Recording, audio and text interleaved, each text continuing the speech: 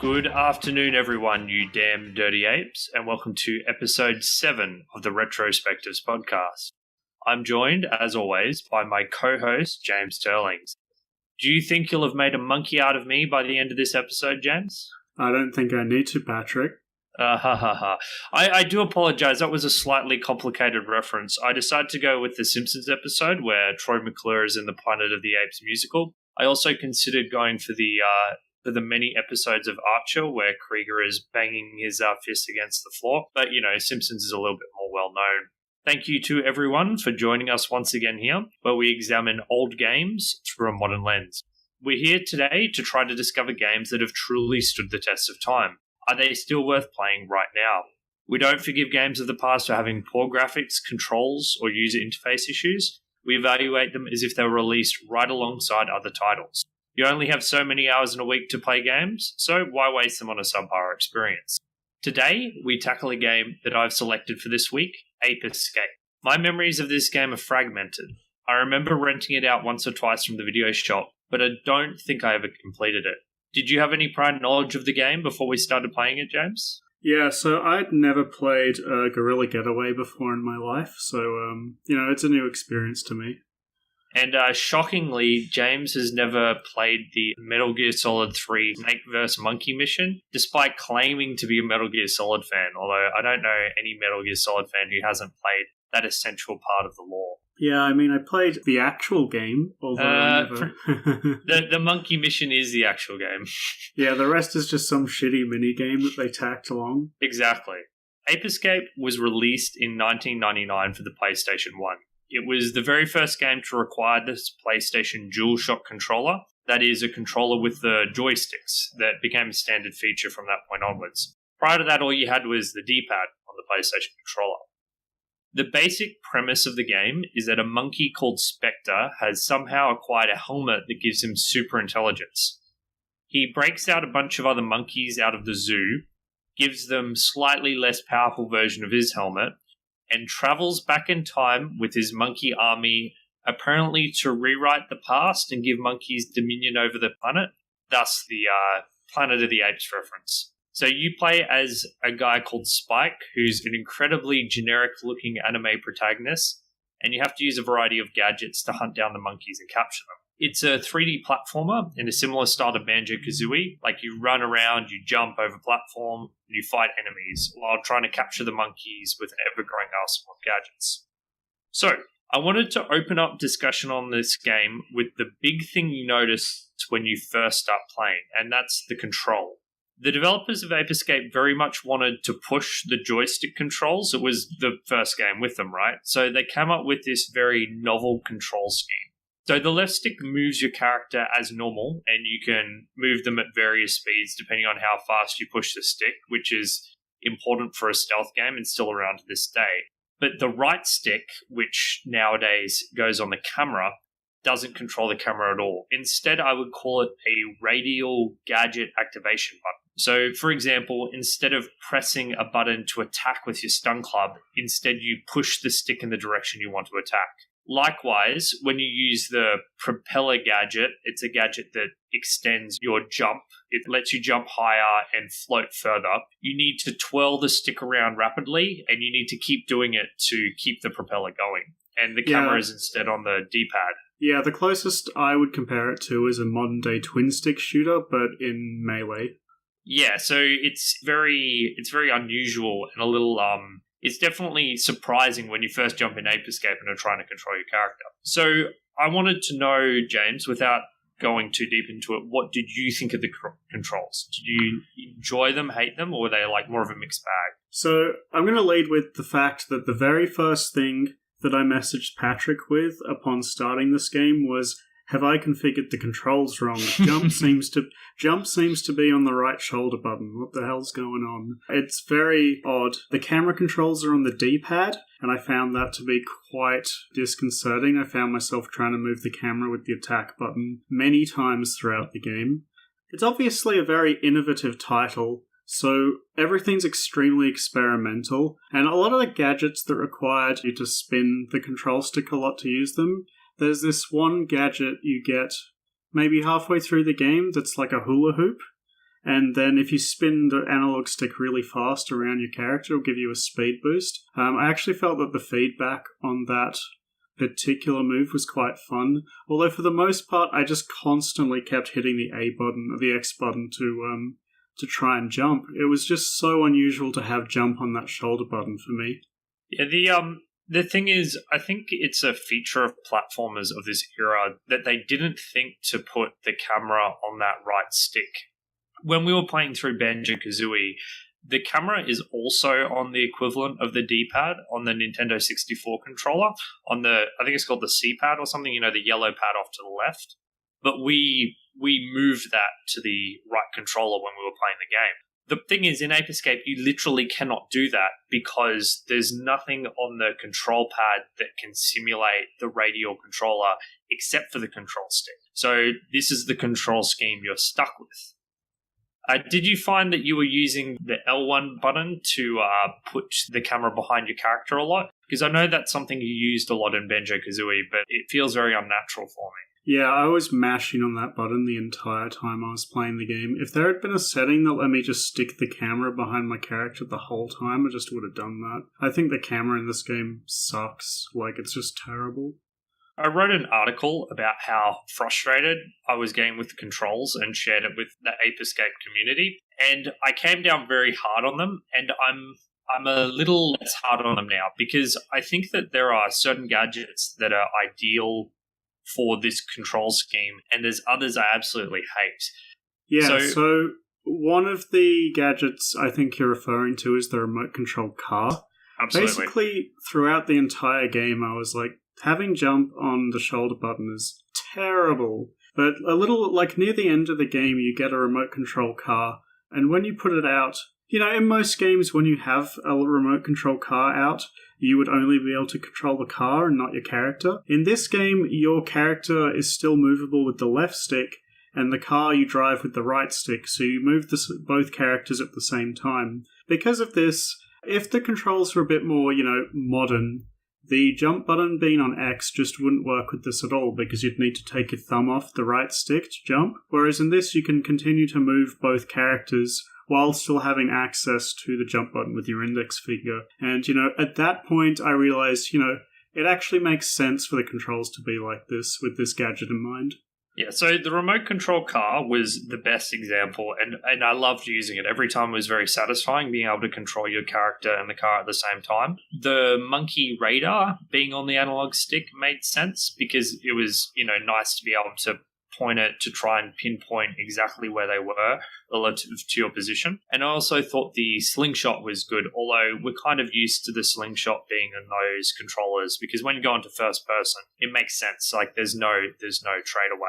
I will say that one of the gadgets you really liked, the hula hoop and the sky flyer, made me incredibly angry and frustrated to use because when I'm trying to do platforming, I do not want to be using the heel or palm of my hand to rapidly rotate the right stick.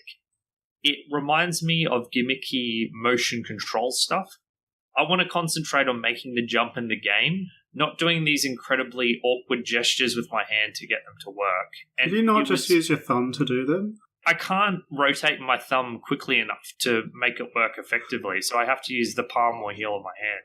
Because I found it quite intuitive to jump with your index finger and then just be spinning with your thumb the whole time. It felt really good to me. So for me, I loathe it.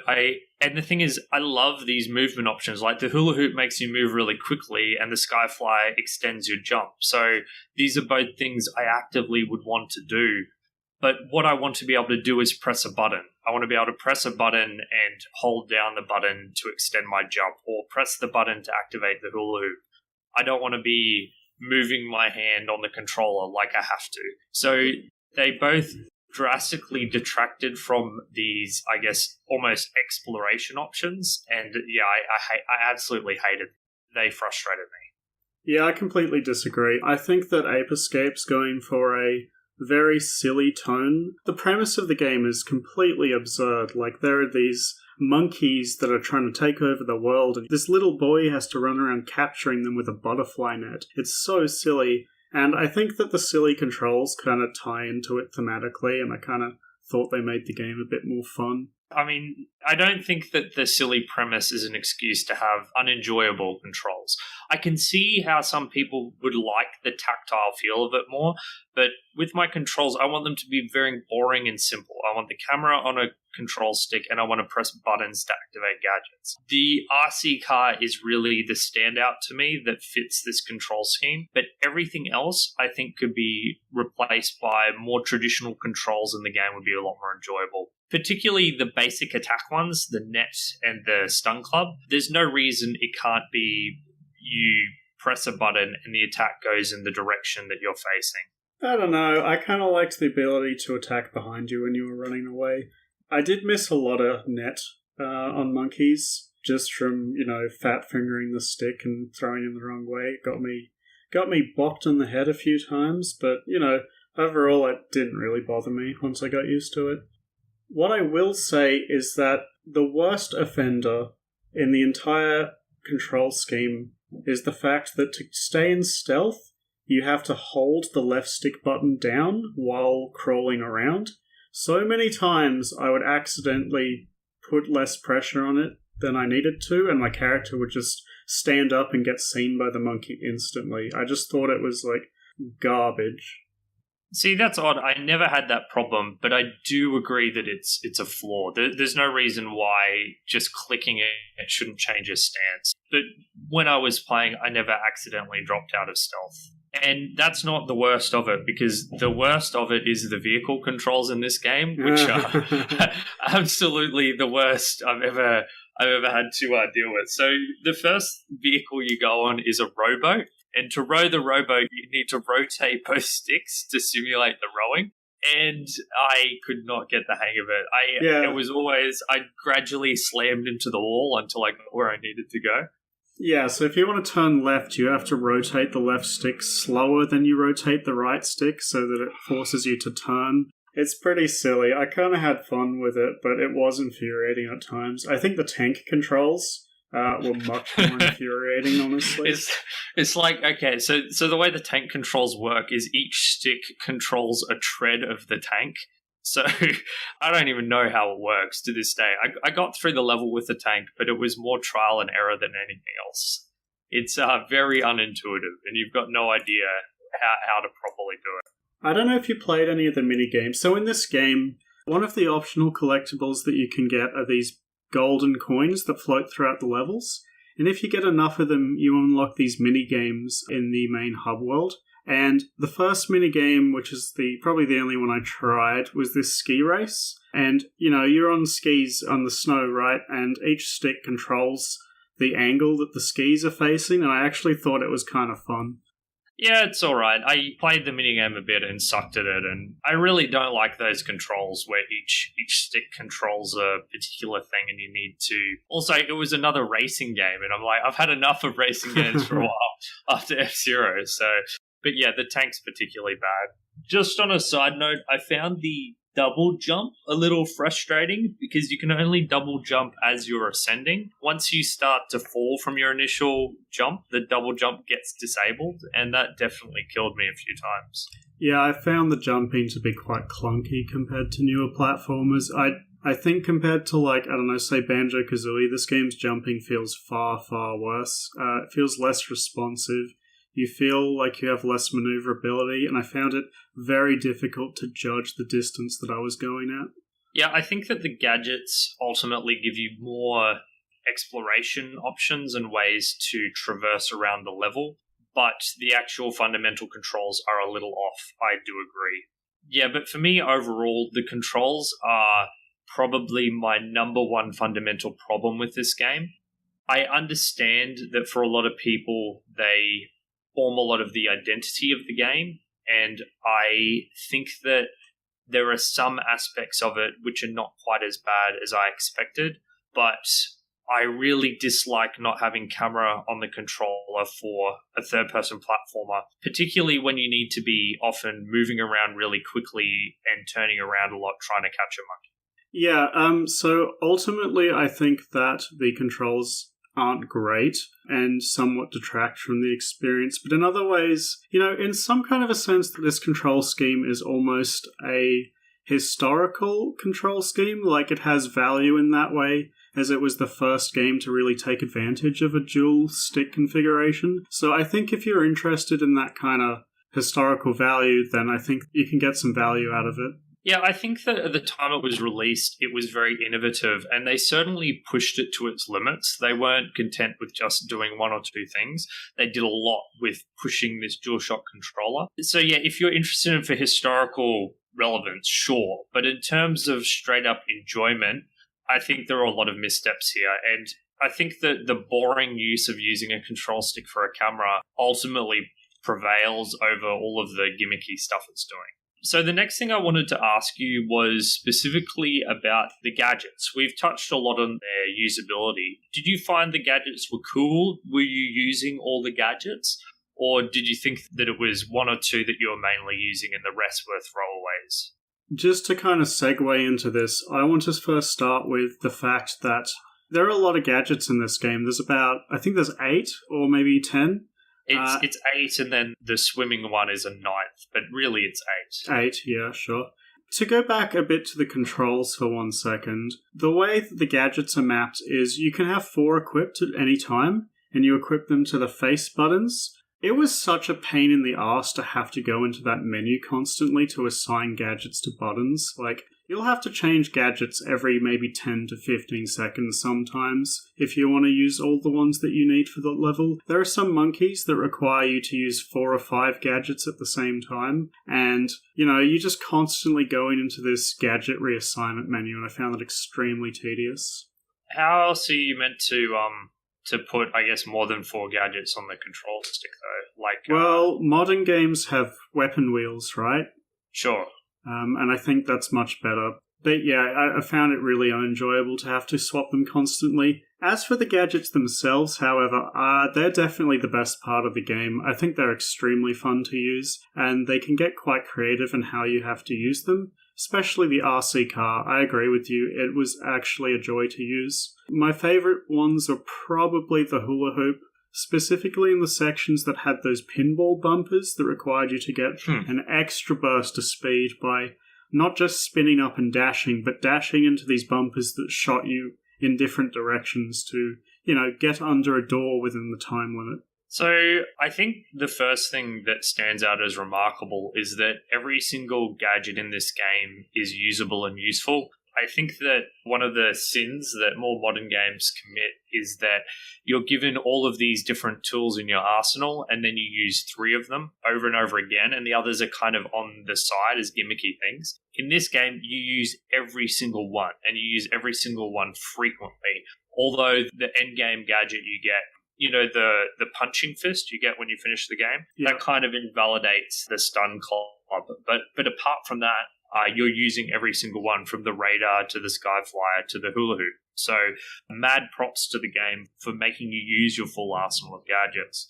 Yeah, one of the things that games with a lot of usable items, one of the mistakes they often make is, it's particularly noticeable in the Legend of Zelda series. You'll often get a particular gadget to beat a set of challenges, like a temple, and then that gadget will just completely disappear, like you just don't need it for the rest of the game, But Ape Escape does a very good job of making sure that, every gadget is relevant throughout the entire game. And I kind of liked the final one you got, the Extendo Punch Glove. It does invalidate the stun baton, but it's a really nice reward for beating the game. You have this extremely long-range melee attack that allows you to hit monkeys from very far away and make them quite easy to catch. Yeah, so it makes them easier to catch, and it also opens up shortcuts that were previously inaccessible. So it's like the perfect reward, although, as you say, it invalidates the stun club. I really liked all the gadgets. Once again, it comes down to the controls. I wish I didn't have to twist that stick so hard to get the Skyflyer working, because if I didn't, I would have enjoyed using it a lot more. But overall, yeah, the gadgets are awesome. It adds a lot of variety to the gameplay experience. How did you feel about the general gameplay loop, I guess? Because, the gadgets are one of your tools that you use to capture monkeys, but there is a sort of loop that you go through as you progress through a level. Yeah, so essentially each level involves you loading in, and then you have to catch a certain number of monkeys to progress the game. So you'll jump into a level, and then, there'll be 13, 15 monkeys around the level, and you have to get 6 of them. And using the gadgets, you'll find them hiding in certain places, and then you'll have to knock them out with the stun baton and grab them with your net. And once you get all 6, the game, kicks you out of the level and lets you go on to the next one. I found this really enjoyable for the most part. It reminds me of Banjo Kazooie, and that none of the challenges are particularly complex. You get a lot of rewards in rapid succession. These levels take anywhere, 5 to 10 minutes for the most of the part. And then some of the longer levels will take 15 to 20, but there's only like 3 of those. I really quite liked how short the levels were. It made the gameplay experience kind of short and snappy for me, and I never felt like any of the levels up until some of the later ones outstayed their welcome. You just got into this rhythm of find a monkey, figure out what gadget you need to get it, grab it, chase it, and then, move on to the next one. I really liked how the collectibles in this game aren't just these static objects. They actively try to attack you or to run away from you, jumping over ledges and doing all sorts of things to wriggle away from the player character. I thought that added quite a lot to the game for me. Yeah, capturing the monkeys is super satisfying. And when you swing your net and they land in your net, it's got a fairly generous sort of hitbox. So it never felt too fiddly to me. You could swing it near them and it would usually catch them. And yeah, it's very satisfying. Every time you capture a monkey, you feel a sense of accomplishment. I will say that I was disappointed by the general lack of stealth in this game. I remember this game as being like a hybrid stealth game, but unfortunately, the opportunities where you can genuinely creep up on a monkey completely undetected and capture them before they're alerted are pretty few and far between. A lot of the time, the very process of reaching the monkey will alert them to your presence, and then it becomes an awkward scramble. Yeah, near the start of the game, I used the stealth quite a lot, but once I got more adept at just catching them while chasing them, I just stopped using it. I think near the start of the game, I didn't use the stun baton as much as I should have been and was just trying to use the net, so I found that sneaking up was much more effective. But once I started making use of the stun baton more, I found that I just didn't need the stealth at all. Yeah, the stun baton, and also there was a type of slingshot projectile, the explosive one, that disabled the monkeys for a decent length of time. So I'll let you approach them from a slightly larger range. But the levels are designed in such a way that as you get further and further and you need to use jumping and things like that to reach the monkeys, that you can't just drop in behind them and catch them unaware. Most of the time they see you coming, so you got to disable them first. They also do a really good job of making each monkey unique in its own way. There isn't a heap of repetition in the puzzles. There's a little bit, but for the most part, each level has quite a big handful of monkeys that are unique in how you need to approach catching them. So there's some that are walking along narrow ledges that you need to first knock down with your slingshot and then chase through a little room to catch first. There's a bunch that are hiding in breakable objects that you need to use the monkey radar, kind of an item that's bound to the right stick and you have to point it in a direction, and then it'll beep more strongly the closer you are to a monkey. I found that kind of fun. There'll be monkeys that are very, very fast and you have to use the ring to catch up to them first to knock them down. There's all sorts of things. There's mazes that you need to traverse with the car to get onto a switch that'll open a door. All sorts of things. And I thought that was really good, that there wasn't a huge amount of repetition in the game. Yeah, and it opens up even more when you finish the game. And just talking about that, I guess, general progression a bit more. So you play through the game, getting the minimum number of monkeys for each level, which is usually about half whatever's on the level. And you can go back to the old levels whenever you want, but I think you're discouraged from doing so until you've got all of the gadgets. And that way when you go back, you can get all the rest of the monkeys on the level. So you'll often only see half to 3/4 of a level on your first playthrough. And then when you go back, you explore the full extent of the level, and you often see the more difficult to capture monkeys that you didn't even get around to seeing on your first playthrough. Like there'll be monkeys riding woolly mammoths and Tyrannosaurus rexes, among others. Yeah, I actually got both of those the first time I went through the level. I don't know about you.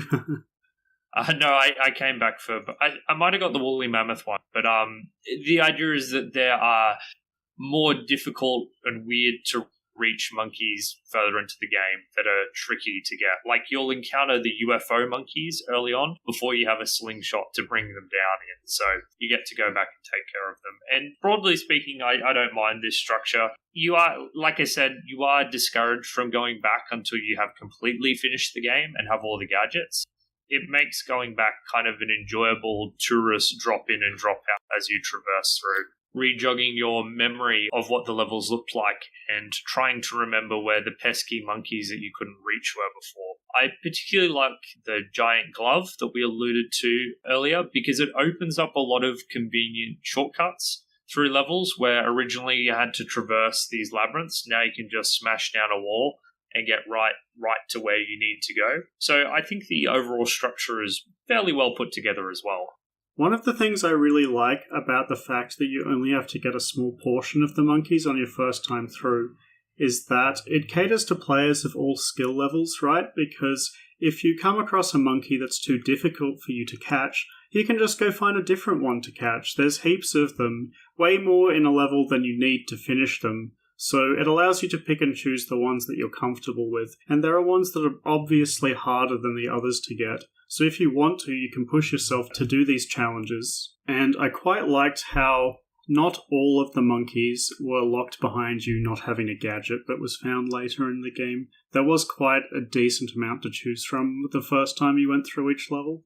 Yeah, I thought that was well designed. Having the option to do different monkeys depending on what you felt capable of taking on was well done. I will say I did find the level design a little too linear for my taste on most levels until you got to the very end.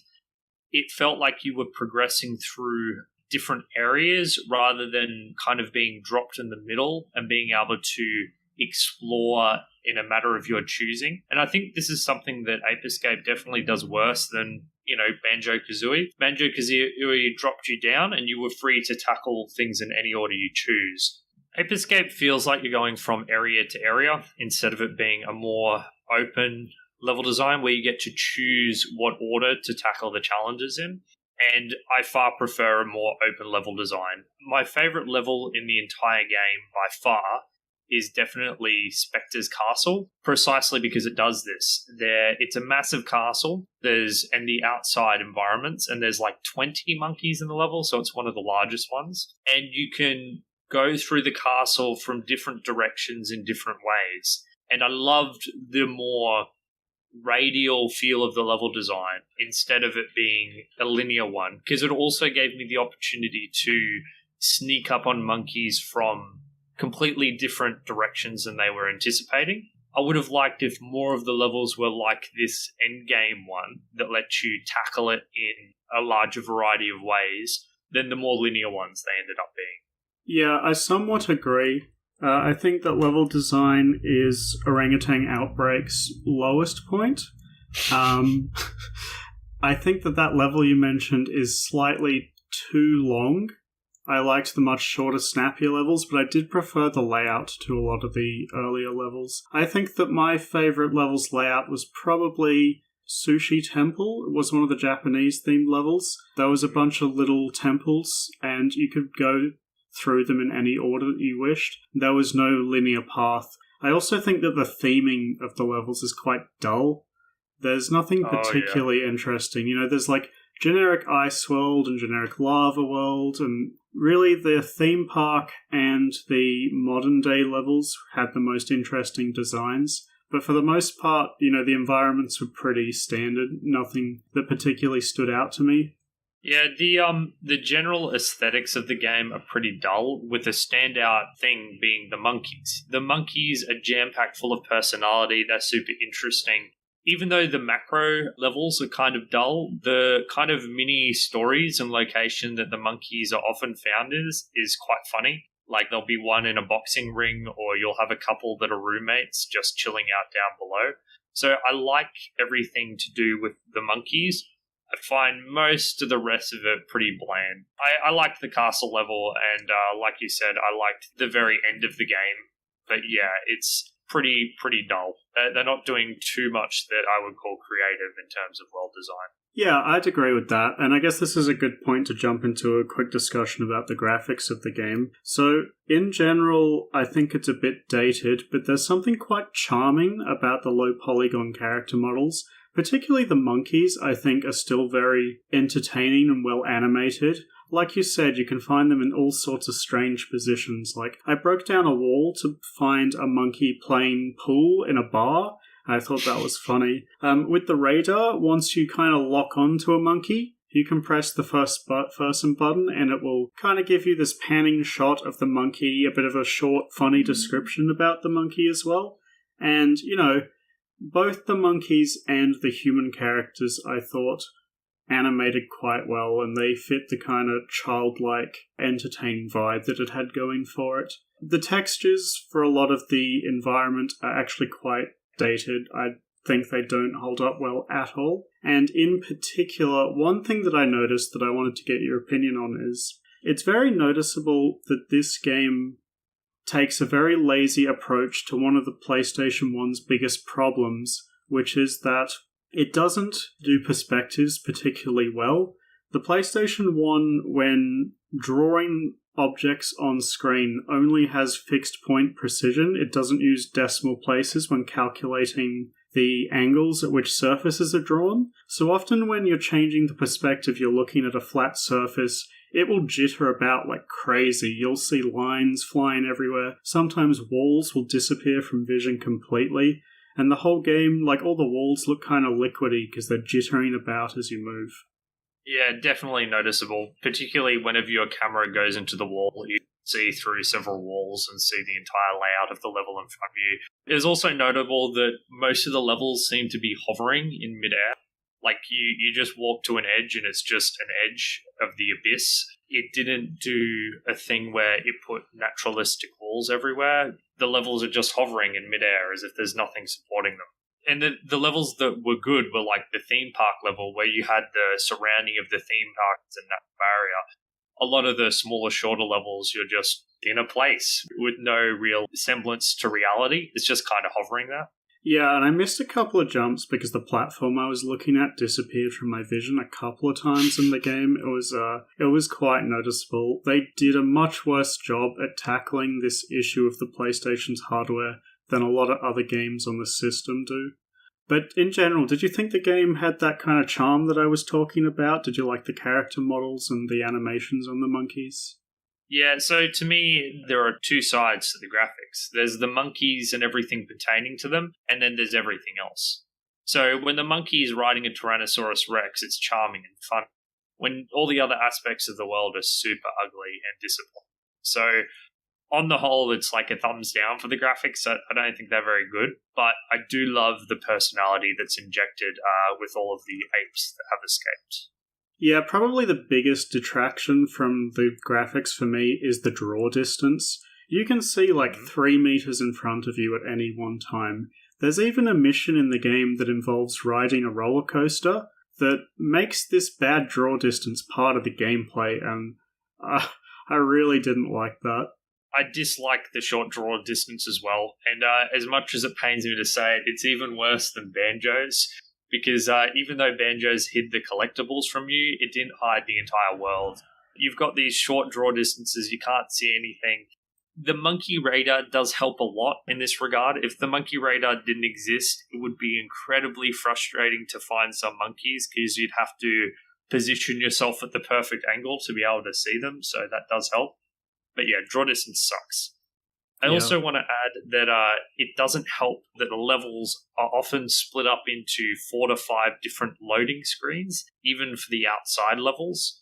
So not only is your draw distance poor, you have to keep going through loading screens to get to new chunks of the level, and it makes it feel like it's even more cut up and divided than it already is. So yeah, and like you were saying, again, the monkey radar kind of salvages this because it will detect monkeys through loading screen sections as well. I don't know if you noticed that.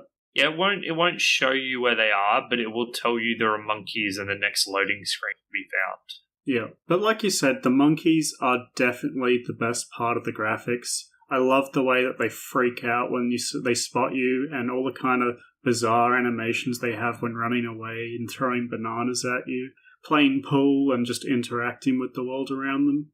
And the sound design is equally well done for the monkeys. I was using audio cues a lot to know about different alert levels, and I can still hear them. I can still hear them after playing the game, the noises of the monkeys. It keeps echoing in my ears. Them walking around and sneezing all the time, it sticks with you.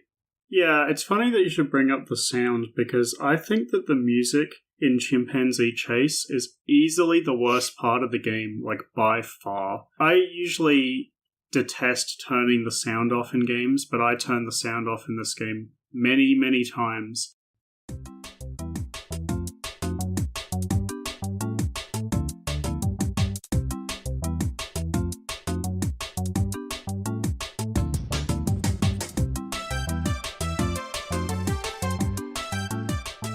The first time you hear a tune, it's fine. Like, you're like, this isn't great, it's not awful. And then you get 4 seconds in and it loops. And then the next 4 seconds, and then it loops again. This game is full of really short music tracks, like 4 seconds long, that just loop endlessly without change in the background. It drove me nuts while I was playing the game. It was actively awful. Really weird. I really don't see a big distinction between this and Banjo Kazooie's loops, which you adore to pieces. So Banjo Kazooie's loops are much longer and are more thematically consistent with the game. Listen, I don't love this track. Any soundtrack which is this basic, I'm never going to love. But I really don't feel that it's that distinct. And it does have a feel to it. It's this fast-paced, like snare drumming thing underlying a lot of the tracks. They're all like speedy, joyful tracks, I guess. I even have a couple I picked out that I do enjoy. So I'm not in love with it. I'm surprised how much you detest it. I think that it's on par with Banjo Kazooie.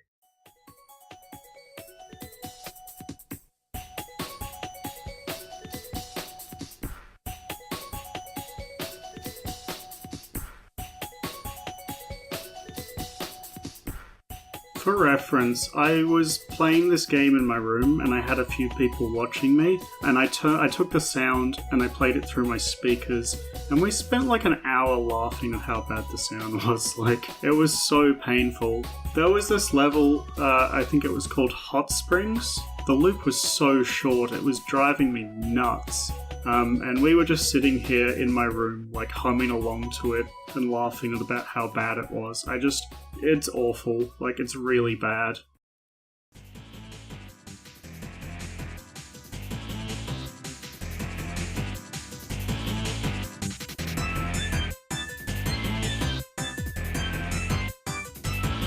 There are a couple of tracks that I thought were okay.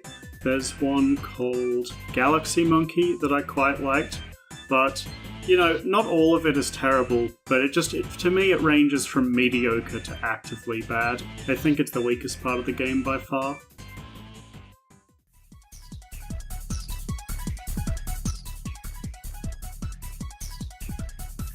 So I liked the opening music, just the generic menu music, which to me is, I guess, the Ape Escape, representation sound.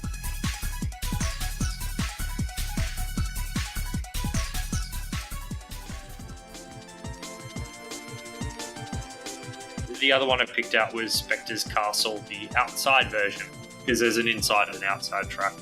But yeah, no, I gotta say I'm surprised at how much you hated it. I didn't love it, but I didn't hate it. I turned the volume down low, but I never turned it off. I don't know, I thought it was fun. The tunes themselves were fine if they had been longer. If every track was like 10 seconds longer, I think I would have been okay, but it was just this drone of repetition. I just couldn't stand it. Yeah, I guess for me, the audio of Ape Escape is part of its identity, maybe in the same way you feel about Banjo. So not having the music to this game not be the way it is would be very strange for me. Yeah, I will concede that at least the music is thematically consistent with the rest of the game.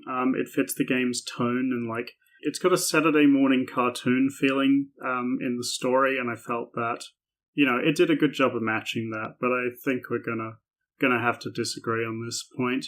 But I guess moving on to the story, how did you feel about it? To me, it was there to justify the gameplay and nothing more. I agree. The story is essentially an excuse to go capture a bunch of monkeys that have escaped.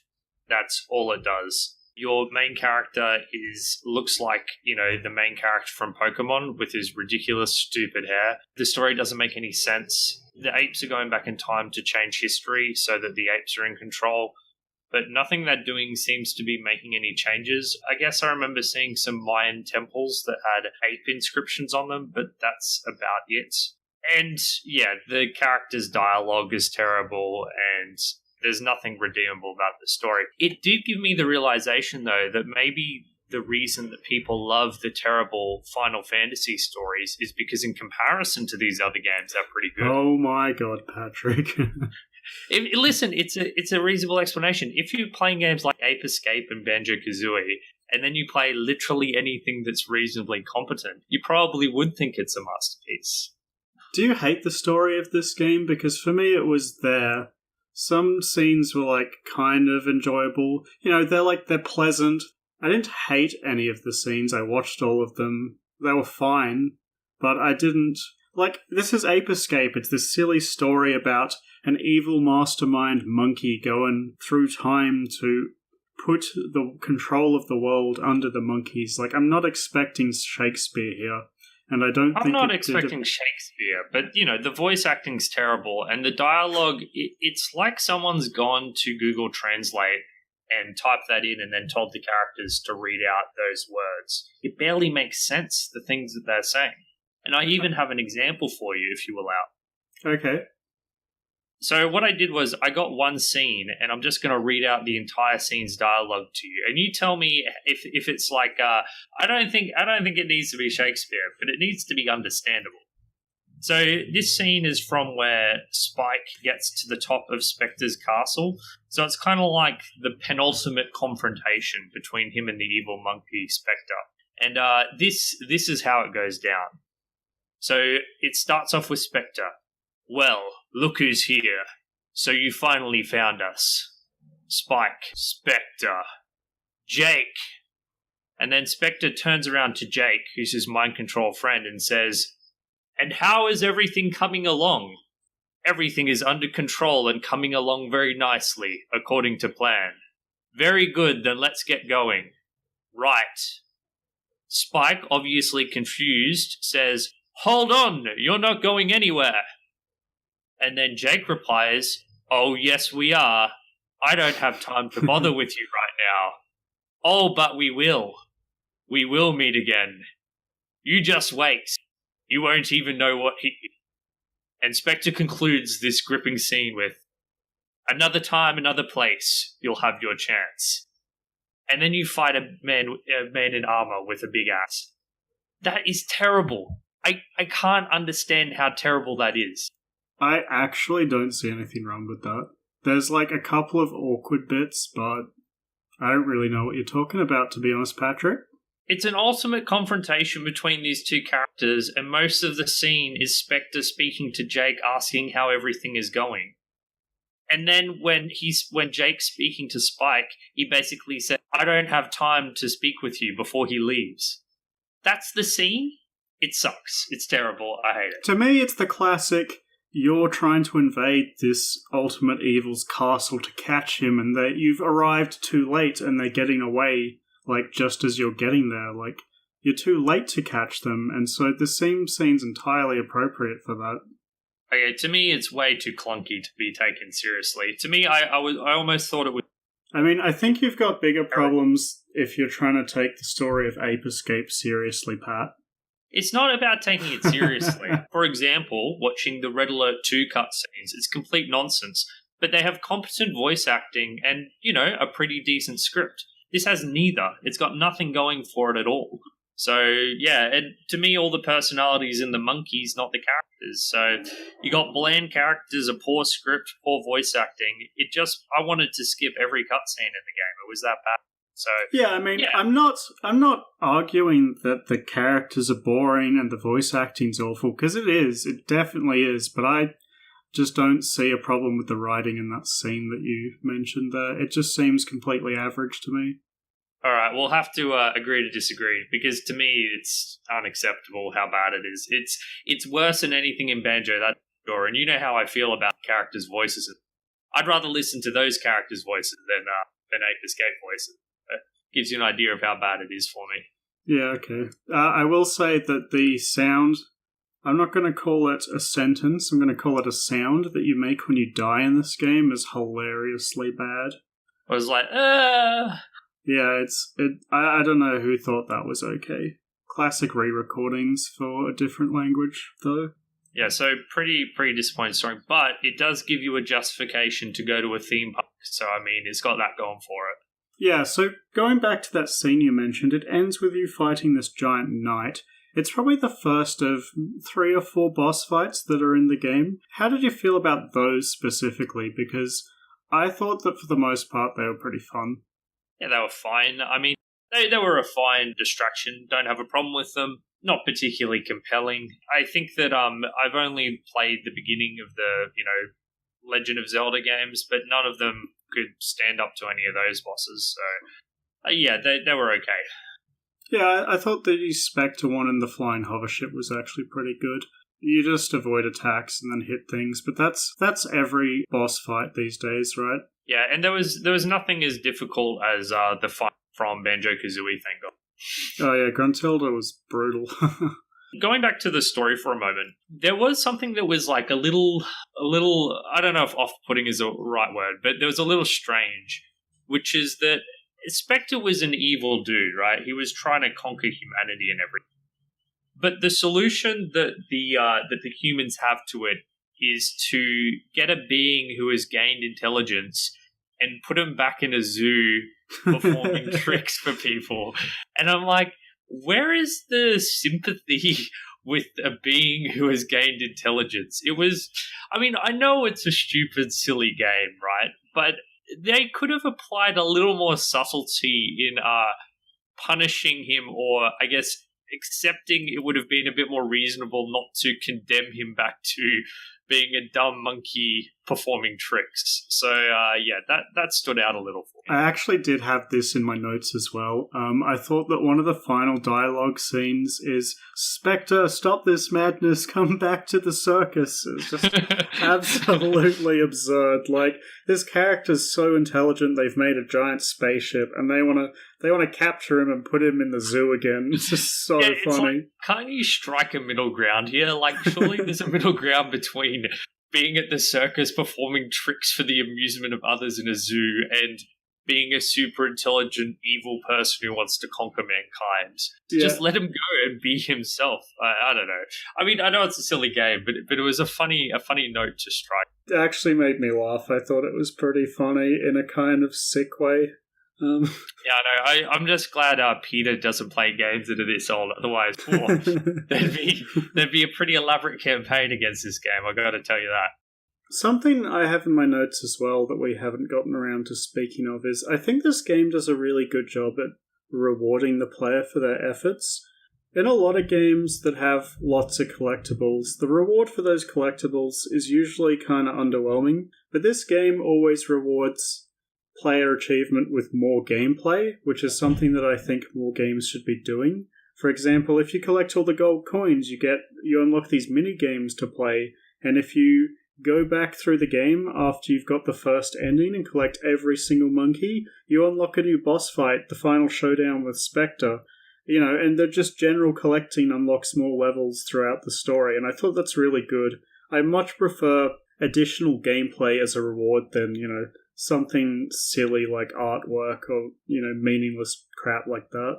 It's something that Celeste does really well in particular. Whenever you find a secret bonus area, it contains a platforming challenge to get a strawberry. As you keep doing bits of the game, you keep getting more and more progressively difficult gameplay. So I completely agree. just hiding rewards is a lot less interesting than expanding on gameplay options for discovering things. The other thing I wanted to talk about is how did you feel about the final platforming gauntlet at the end of the game? Because you're capturing monkeys, going through level by level, and then you get to like one of the final areas where you have to ascend this massive platforming tower, and it's so long that the game actually gives you infinite lives to complete it. There's an extra life sitting in a jar at the beginning of each area that you can destroy to give your life. So if you fall off and die, you just immediately get a new one. And I found those quite challenging, actually. It took me a while to get through there with lots of frustrating deaths and me yelling at my controller. Yeah, I actually found that a lot harder than the rest of the game. Like, the final fight was really easy in comparison to these last platforming bits. I'm glad that the developers were a bit self-aware and, as you said, left that infinite life at the start. Otherwise, I could have seen myself getting extremely angry with it. There was only one section, and it was in the second half of the platforming. There were these 3 rotating platforms, and just above the platforms there was this ball on a chain that was rotating the other way. So you had to be jumping between these platforms, trying not to fall through the gaps, while also trying not to get hit by the spiky ball. And I would have died like 10 to 15 times just trying to get through that one little jump. Yep, I know exactly the one you're talking about. I also died. Unfortunately for me, I also had to use the Skyflyer/propeller thing a lot in this area, which I absolutely loved. So if only I could have just pressed a button when I was in midair to activate it, I would have enjoyed it so much more than I did. But having to constantly swing the heel of my hand around drove me nuts. And every time I fell off, I was very frustrated with those controls. Yeah, I still maintain that I thought that was fun. If there's anything that I wish there had been more of, I wish there had been more things that required the hula hoop. I thought that dashing around was extremely fun. More RC car bits. That's what I wanted. More areas where I got to use the remote control car creatively. There are a few too many areas where there's just a monkey in this big cage that you have to chase out. Yeah, and there were some sections where there was like 5 monkeys just standing around in the same bit. I know exactly what you're talking about before when you mentioned that the monkeys don't seem like they're doing anything particularly fiendish in the levels. Most of them are just like walking around, and maybe there's one holding a machine gun in, a watchtower or something. They're just chilling out. Like they're like drawing on a wall, or they're like having a drink, or they're just chilling out. And then you capture them and send them back to captivity. Like I said, PETA wouldn't be very happy with this game. Actually, now that you've mentioned it, one thing that I thought was really good design was the helmets on each of the monkeys have these like alert lights that flash around, and they change color depending on the alert level of the monkey. Like they'll be blue when they're completely relaxed, and then they're yellow when they're suspicious, and they're red when they're running away. And I thought it was a really good way of communicating to the player the monkey's alert level, especially when the game's graphical fidelity is so low. It makes it, really clear and does a good job of communicating that. Yeah, it also does a good job teaching, because as with all stealth games, it's pretty hard to know at first blush how close you need to be to alert them, and it very quickly teaches you that from the very first mission. So, yeah, good clean design. Yeah, and, they're basically the mascot characters of the series. Like, I had seen promo art for Ape Escape before, but the main character and the villain are never on it. It's always these monkeys with these, like, flashlight hats are the most iconic characters in the series from my, limited exposure previously. Yeah, unfortunately, they're the only iconic characters. So, from what I've gathered, we're both a bit up and down on certain parts of this game. But overall, what are your final opinions on Simian Surprise? I think that's the 6th name you've come up with so far. Basically, I cannot recommend this game today. I think it has a lot of cool things going on. I like the basic gameplay of capturing monkeys, but there are a few too many individual problems I have with the game. Number one is the control scheme. I think that a platformer that doesn't have the camera on the right control stick is fundamentally flawed. I want to be able to easily control my character, and that includes the camera. And in Ape Escape, you cannot do that. I find some of the gadgets very annoying to use, notably the hula hoop and the sky flyer. I can see the advantage of the control scheme for things like the remote control car, which is something I've never experienced. But in general, I think a better control scheme needs to be found than the one exists for this game. My biggest disappointment with this game was the level design. Even though the basic loop of capturing monkeys is a lot of fun, the very linear levels and the lack of more stealth gameplay to me is a big downer. So I think that there is something fun to be had here, but I wish it had focused more on a more expansive level design. In conclusion, there's good stuff going on in this game, but playing it today is frustrating. And I can respect the historical reasons for the control scheme, but I can't in good stead recommend it today when there are other games that just control and feel fun. Yeah, so I echo a lot of your sentiments here. But with the controls, I think that there is so much historical value for me that it kind of outweighs the moment-to-moment pains of using the controls. Overall, when I'm controlling the game, it doesn't feel great, but every time they introduce a new gadget or a new move, the controls are usually quite unique. And I think that there's enough novelty there that, I was always pleasantly surprised at how bad the controls were. It was almost like a positive. I didn't have the problems that you had with the twirly motion. I thought they were actually quite fun. But, the stories, whatever, I hated the music. It's hard for me to say one way or another, honestly. I can't say you shouldn't play this game. If you have an interest in this type of game, and this game in particular, there's no way I would tell you not to play it, because at no point during this game did I ever feel like I was not, in at least a little bit, enjoying myself. I never hated the experience, and in a lot of cases it was quite fun. But at the same time, the experience was never something to write home about. I was never like, this is amazing, I want to keep playing this forever. It was pretty good, but nothing special. So I can't tell you not to play it, but I also can't say you should definitely play this game. Absolutely not. There are so many other great games that you could be playing instead of Monkey Madness, and I think that because of that, it's hard for me to give this, a stellar response. So, it's a solid maybe from me. If you're really interested in the gameplay, then, give it a go. It does a really good job of varying the gameplay with the gadgets and the different kinds of monkeys you have to catch. There's a lot of charm here, but, ultimately it's just kind of whatever. So I think it's really going to depend on person to person. For me, I don't regret playing the game at all. I was happy enough, but, if I had to recommend this to myself personally, I'd probably give it a pass.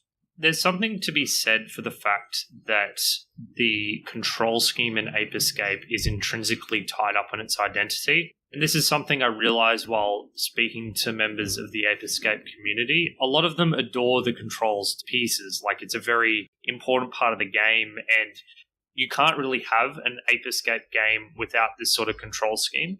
I disagree. I think you could make a great Ape Escape game that has a more nuanced and more sophisticated take on the controls.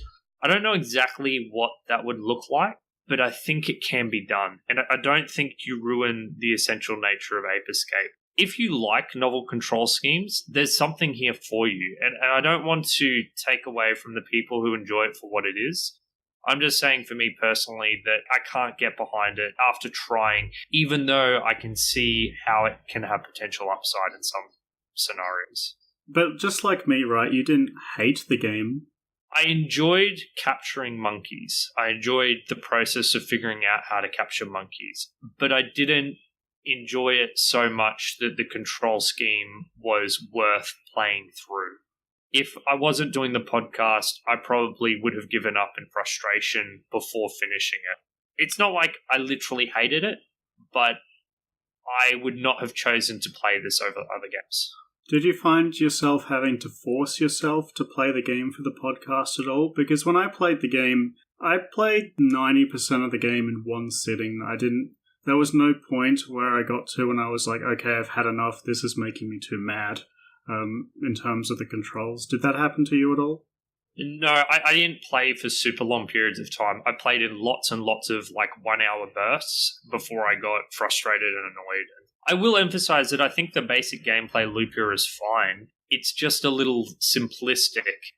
And yeah, like I said, I want my games to be very easy and naturalistic to control. I don't want the control scheme to be part of the game. I want to play the game and have all the difficulty and interesting things in that way. So the controls were like a barrier to my enjoyment. Okay. If you had to make changes to the game going forward, let's assume that the sequels to this game, we don't know about them, they haven't been made. What would you want to see from a sequel? So the first thing is put the right stick on the camera. I know that will annoy Ape Escape, but whatever. I would put the gadgets on the D-pad, and then I would have the buttons correspond to attack and jump. The other thing I thought that you could include was have one of the buttons swap to a more traditional Ape Escape control scheme for people who like it and for the gadgets where it makes sense. Like you press your circle button or your B button on an Xbox controller, and then you've got the traditional controls for the RC car. If you don't press it, then you have the old-fashioned controls when you're wanting to activate a gadget to jump across a difficult ledge. I think something like that could work, but it's hard because I think that if it were just a completely modern normal day control scheme, you would lose the cool things like being able to move your character and control an RC. So firstly, fix that up. The second big thing is give me more expansive levels, give me more stealth options. I want to play Ape Escape as a stealth game. I want to get 100% stealth captures. And maybe that's just me loving stealth games too much, but my favorite captures of the monkeys were when I snuck up on them completely undetected. Yeah, so with the stealth, I think that could be expanded on a lot. I wouldn't want the whole game to be just stealth sections, but I think they could be more interesting than sneak forward and then whenever the monkey turns around, hold the invisible button. Because there's a button in this game that allows you to be undetectable. I think that in terms of the camera, a better solution... Because I liked having attack on the right analog stick, but for that to be the case, you lose out on having camera controls on that stick, which is, not good. So in order to kind of reconcile being able to attack and use items with the right stick, which I quite enjoyed, I think you would need to move to... we were talking about Metal Gear earlier, and many of the early Metal Gear games had fixed camera perspectives, and I think that would work for this game a lot better than the current implementation. If you just didn't have to worry about the camera, then I think it would be a lot better. That's a bold suggestion, moving to a fixed camera system. I thought we were out of that era. It would make it feel a lot less 3D. Yeah, I can see the issues with it, but I think you can make it dynamic enough that it's not an issue. Mario Odyssey, for example, you basically never need to control the camera. It moves dynamically so well that, when you play that game, maybe something more like that is more what I'm thinking of. Just a better AI on the camera that knows where it needs to be. Yeah, Odyssey's camera is quite good, and that could help address some of my concerns, I guess. It's just tough when you're having to spin around in circles trying to catch a monkey to have no camera control. And I know some people can spam L1 and that's fine, but that is not for me. I hate that to pieces. I don't want to control my games like that. Yeah, and then other than that, I think if they kept the diversity in items required, then, I'd be happy to play a sequel as long as it felt a bit better to control. The main thing for me is making jump feel a bit more responsive and, potentially adding some slightly more complex puzzles to the game. But, overall, a sequel with much better music would be really all I'd need to be all in on the game. There's a good core here, but yeah, it was held back by too many frustrations. Yeah. Ultimately, Chimpanzee Chase is a flawed but okay game. So that's our official verdict. I hope you've enjoyed us ramble on about Ape Escape. If you've enjoyed the episode, we would love if you would share the episode with a friend, or if you have any feedback to give us, we'd love to hear it. You can find our website at www.rspodcast.net, or you can follow us on Twitter at Ret Podcast. That's at RET Podcast. So that was Ape Escape. What's on the agenda for next fortnight, James? Alright, so the next game's one I'd been wanting to play for a while, a bit due to other people's recommendations and the fact that I recently played a few of the Resident Evil games with both 7 and the Remake of 2 coming out in quick succession. So we're going to be playing Silent Hill 2, and one of the things that spurred this decision in particular was that a while back I heard that Patrick didn't particularly like scary games, and I thought it'd be pretty funny. I suspect, although who knows if I'll get proven wrong, that scary games from that era won't be nearly as scary nowadays. At least that's what I'm hoping. I doubt we've gotten the equivalent of The Shining or The Thing yet in our horror games, but maybe Silent Hill 2 is still scary today. Yeah, I actually suspect that all the fog effects and shitty draw distances are going to make it a lot spookier, but we're going to have to see. If it's not scary enough, you can always play it with the lights turned off. I'll pass. I'm going to be playing on midday with all of the lights in the house shining around my computer screen. But that's about all we have time for. We'd like to thank you all for joining us once again, and we'll see you in 2 weeks for Silent Hill 2. See ya.